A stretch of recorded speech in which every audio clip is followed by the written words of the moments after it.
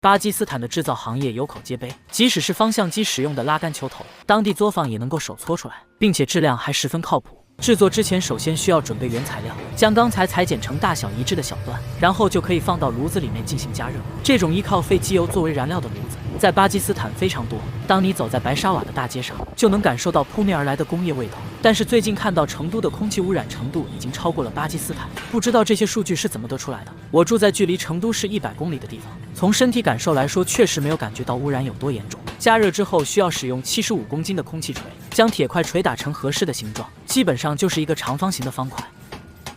接着将高温的铁块放入冲压机下方，冲压机的巨型飞轮看着就很有年代感，依靠飞轮储存的动能，能够一次性将钢铁挤压成型，就像制作糕点一样简单，可以想象它的压力有多大。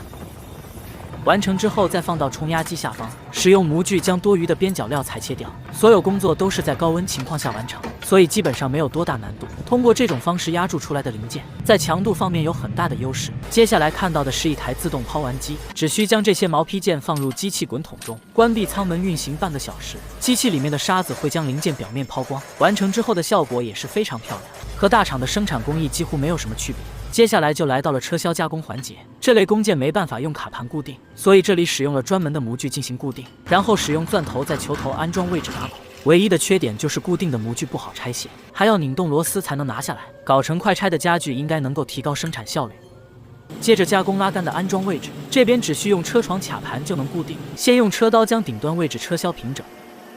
接着使用钻头进行打孔，这里并没有像维修师傅那样循序渐进，而是使用超大号钻头一步到位，这对钻头的要求比较高，一步到位的做法加工精度肯定没问题，但是对工具的磨损比较大。打孔之后还需要做一些细节的处理，使用数控车床对球头孔外侧进行车销，将它制作成0.几毫米的厚度，一刀普通的工序也分成了好几步来完成。对精密的车刀老巴师傅还是比较顾惜的，相信做数控编程的老铁应该看得出来。接着更换车刀加工球头孔内侧，别看这一个小小的零件，要是没有高端的车床根本就做不出来，就算是那些路边摊能够仿造出来，那也只是样子货，用不了多长时间就会坏。换一个姿势将拉杆的安装孔车销一遍，这台设备加工起来还是比较舒服的，有点先进但也不是太高端，至少要比老巴那些手摇车床制作的效果精密得多。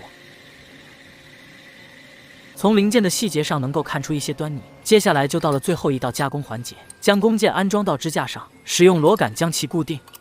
这道工序主要是在拉杆连接位置开一道口，使用锯片将它从中间破开，完成之后就是这个效果。为了能够将拉杆锁紧，这时候还要用钻头在上面打一个螺丝孔，这样一个简单的锁紧装置就完成了。接着将它安装到普通车床上面，将球头孔的前面车销一遍，让它的大小刚好能够安装上皮碗。工艺要求并没有那么高，简单的加工一下就可以了。接下来就来到了安装环节，这边已经准备好了球头杆和弹簧，先在球头孔里面涂抹一些黄油，同样球头上面也需要涂抹。接着将球头杆安装进去，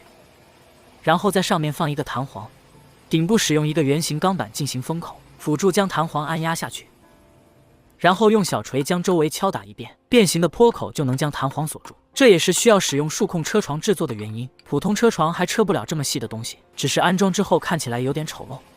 接着将封口模具放到上面，使用冲压机按压一下，周围的封口就实现了完美密封，而且中间位置的 logo 也刻画上去了，背后的密封肯定是没有问题的。正面的话还需要给它套一个皮碗上去，这样能够防止水进入球头，从而提高它的使用寿命。最后看一下各方面的细节，看起来要比汽车上面用的要扎实得多。其实这件拉杆球头是用在拖拉机上面的，